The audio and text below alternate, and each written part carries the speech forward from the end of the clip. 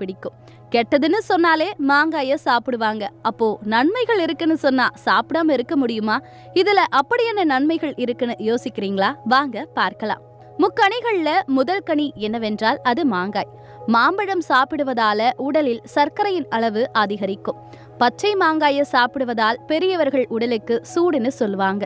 ஆனா உடல் சூட்டை தணித்து நீர்ச்சத்துடன் வைத்திருக்க மாங்காய் உதவும்னு சொன்னா நம்புவீங்களா? ஆனா அதுதான் உண்மை. பச்சை மாங்காயை முறையாக சாப்பிட்டால் பல நன்மைகள் நம் உடலுக்கு கிடைக்கும். பச்சை மாங்காயில நிறைய ஆன்டி ஆக்சிடென்ட்டுகள், வைட்டமின் சி கொட்டி கிடக்கிறது.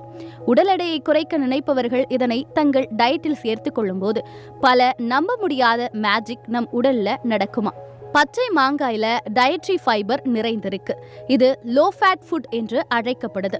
எடை குறைக்கும் பச்சை மாங்காயின் சாலட் செய்வது எப்படி என்றால், முதலாவது மாங்காய், கேரட், வெள்ளரிக்காய், வெங்காயம்,